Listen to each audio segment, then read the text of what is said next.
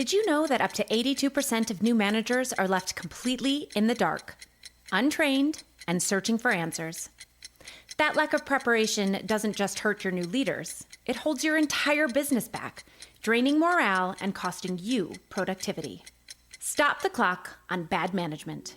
Golden Mean Consulting offers a proven, no-fluff approach to help your new managers build the right habits from day one. Our co-founders, Sonia and Jason, have over 20 years of experience in the trenches, so you can trust they know what works. To learn more, visit goldenmeanconsultinggroup.com. That's GOLDENMEAN consultinggroup.com. Wherever you are on your leadership voyage, it starts here.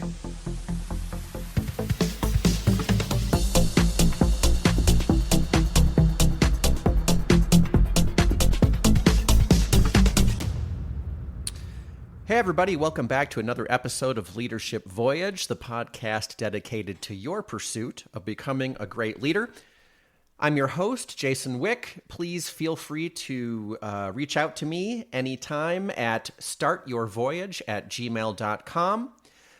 Feel free to comment on episodes wherever you're listening, Apple, Spotify, or elsewhere. Send me an email, any of the above.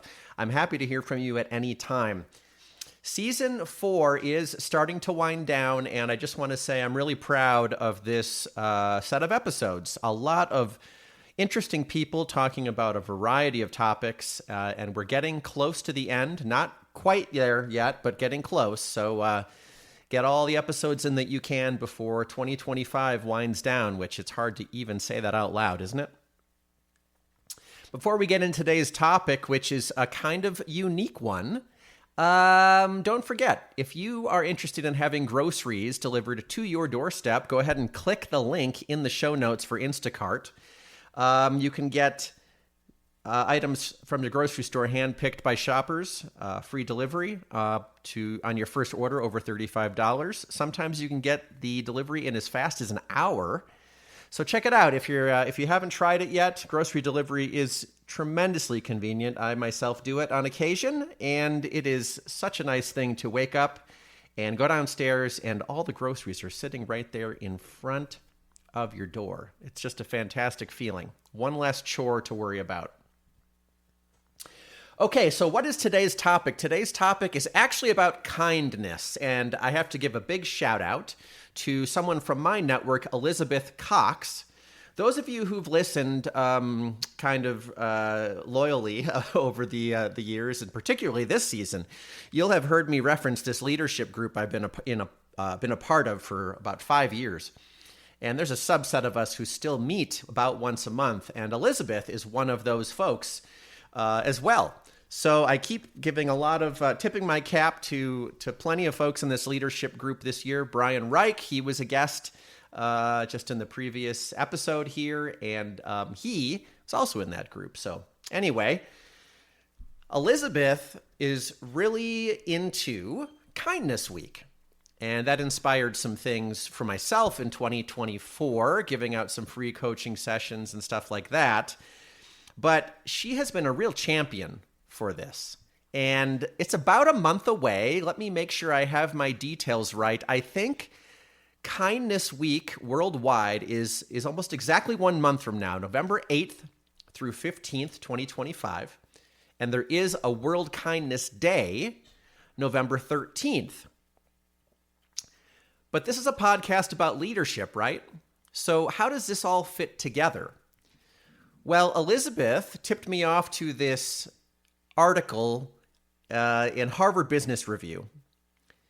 Why kindness isn't a nice to have. And this is co-written by Nikki Macklin, Thomas H. Lee, and Amy Edmondson. Amy Edmondson, many of you probably know the term psychological safety. She is one of the instrumental folks in that study. Gosh, I think it was 25 or more years ago at this point. But about psychological safety, Amy Edmondson. And she's someone we had the fortune of working with in this leadership group that I just mentioned, Elizabeth Cox and I are a member of. So, Why Kindness Isn't a Nice to Have dropped on July 29th of this year, 2025. And I'm a guy who tends to get sometimes a little focused on details. I'm not going to lie. But in my own defense, I like to think I only get focused on details when it is a detail that's important. And what do I mean by that? Terminology is important. And why is it important? Not so that we all know the correct definitions in the dictionary. Terminology is important because to have effective communication, we have to have a shared vocabulary.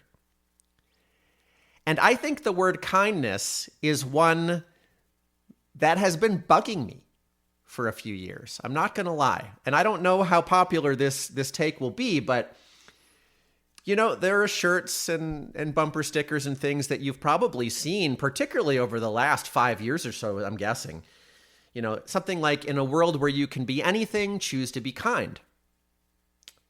I've heard some folks say, my guiding principle is just be nice to others.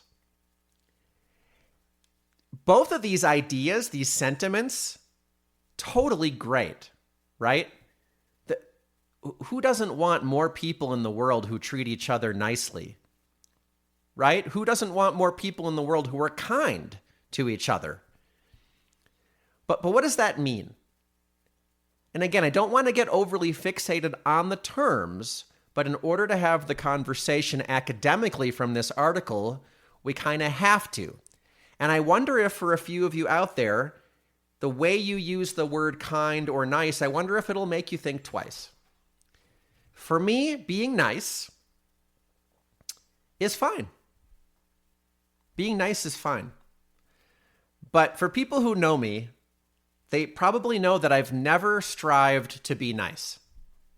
Now, it doesn't mean that I walk around the world being a jerk.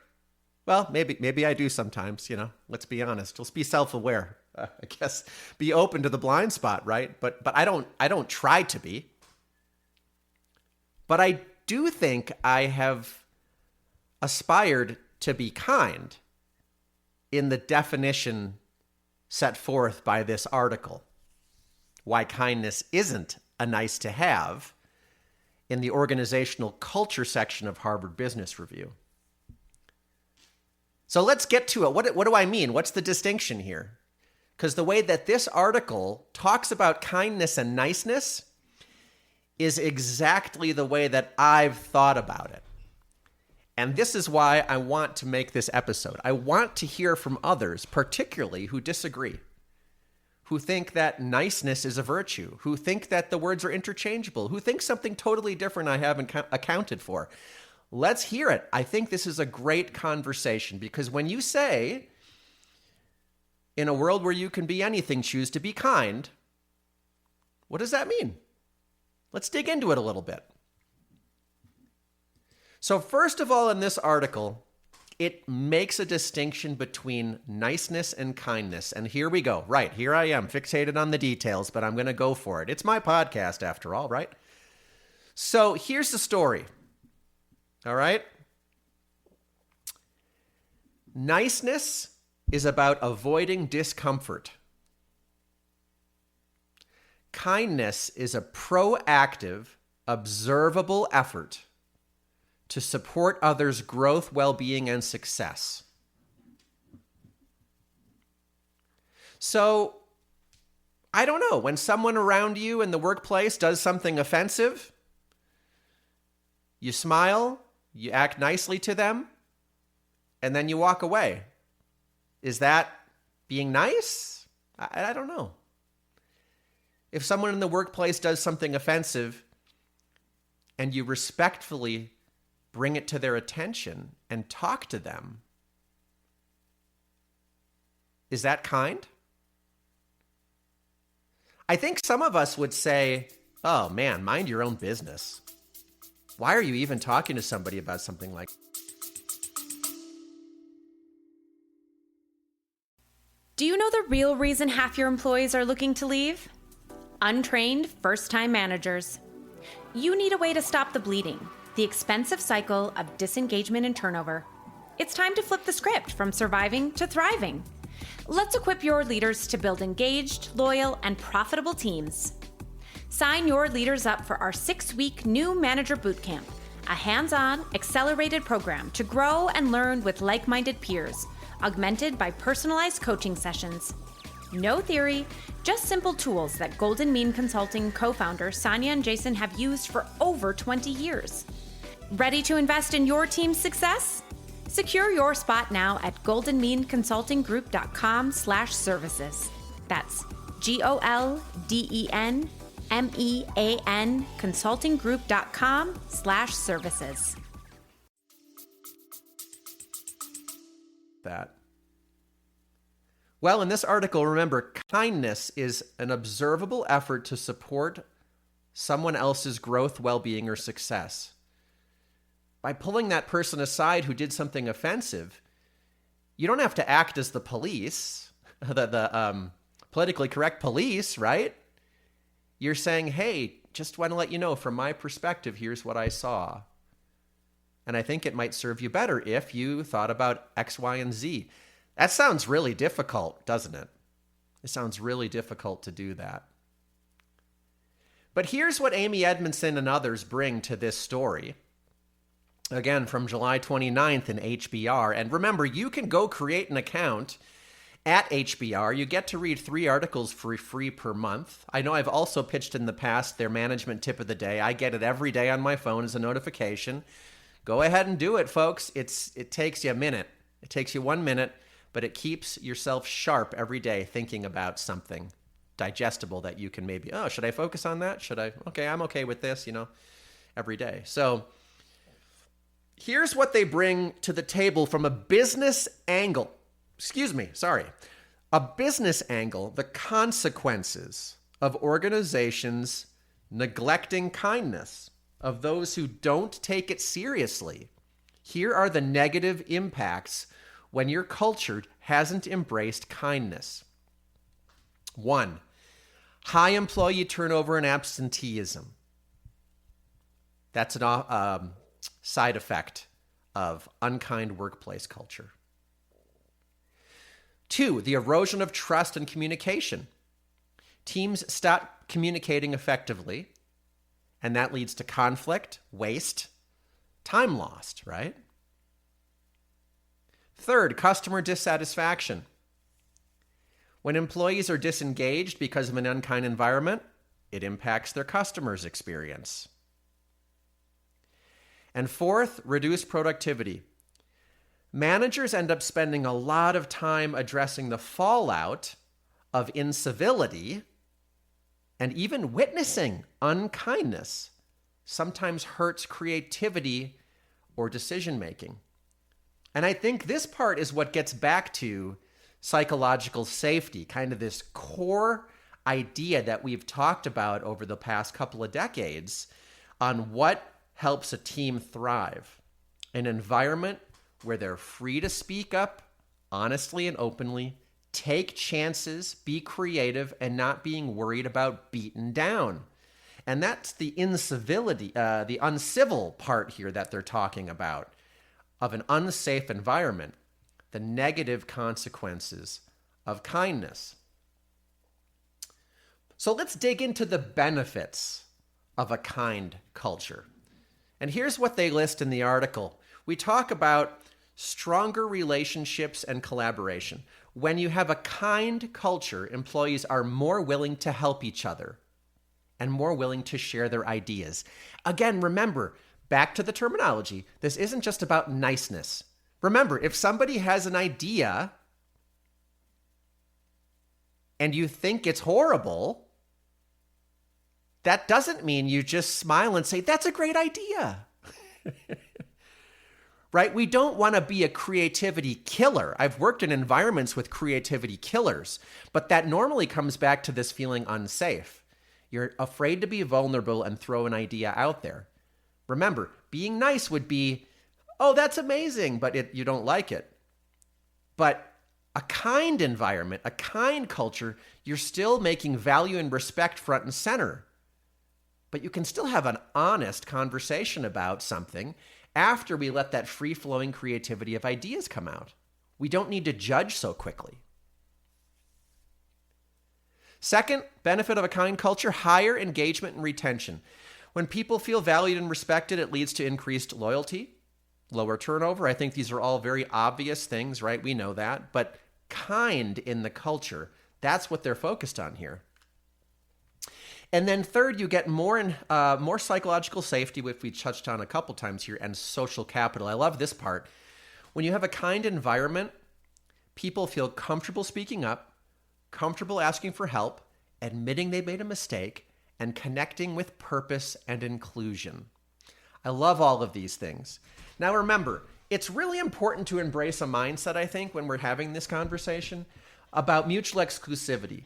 That comes up a lot on this show in these little in-between episodes that I talk about something. Just because we're talking about one thing doesn't mean that we can't also be another or not be another. Being kind is about caring proactively through actions about others' growth, well-being, and success. And that might start to sound like it's about candor, right? That doesn't mean that you're walking around being a judgmental jerk all the time, telling people exactly what you think, right? So let's not couple these ideas together where kindness is just being able to say whatever you want, and somehow niceness is being weak and never addressing anything difficult, okay? So I kind of love this conversation. It really puts us in uncomfortable territory. So this is great, kindness, blah, blah, blah, right? But how do you do this? How do you instill kindness into an organization? And that's where this article starts to get to some really nice tips about making kindness a hard skill. You know, we've heard about hard skills and soft skills. I myself have embraced this kind of two buckets of technical skills and people skills. That's what I like to call them. Technical skills are the things required to execute your job, your functional area, and people skills are the things that are really the hardest, navigating all of the stuff with communication and otherwise, right? So in this article, they suggest making kindness a hard skill.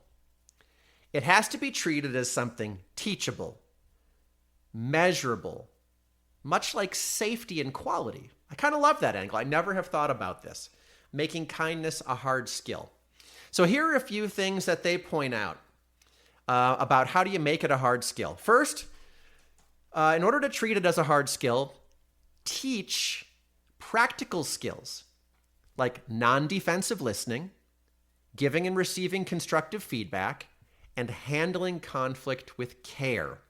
And we're going to dig into feedback in the second half here. Secondly, as far as treating it like a hard skill, integrate kindness-related behaviors into performance reviews and leadership development. You know, there's a book out there, I think it's called Measure What Matters. I didn't read the whole book, but the point of this whole is whatever you're measuring is what people are going to be focused on. And so if you treat it as a hard skill, integrate kindness into performance reviews and leadership development, it kind of gets baked in. I love that tip. Okay, so there's the hard skill concept here. The next part of this bucket of hard skill, making kindness a hard skill, is talking about establishing clear expectations. And we know when it comes to management particularly, it almost always starts with unclear expectations. That's the root cause of so many problems.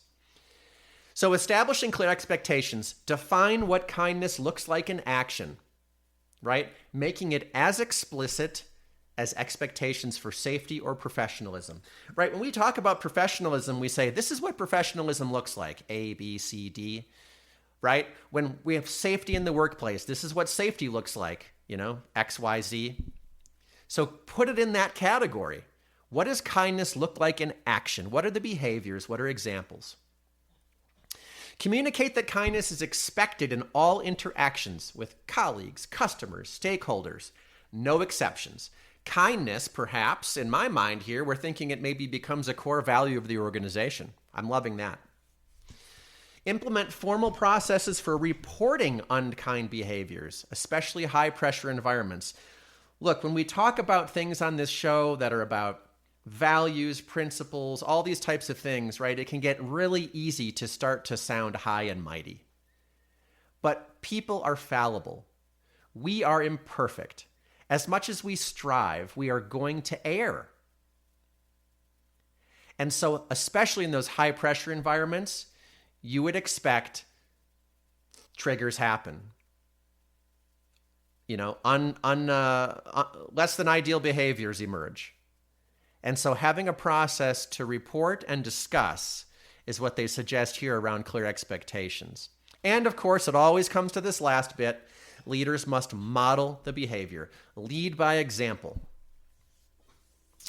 This last part here that's really interesting, it's one of the things I'm most excited about, is it says measure kindness. How the heck do you measure kindness? Well, you measure observable behaviors and team experiences related to kindness rather than vague concepts, okay? So that kind of goes back to this idea of clearly defining what kindness looks like. Use surveys to track psychological safety, inclusion, civility, trust, and try to dig into the root cause of turnover or absenteeism in the organization. Love that idea. And then last here, we've got incorporating employee feedback on managerial behaviors that support a kind environment.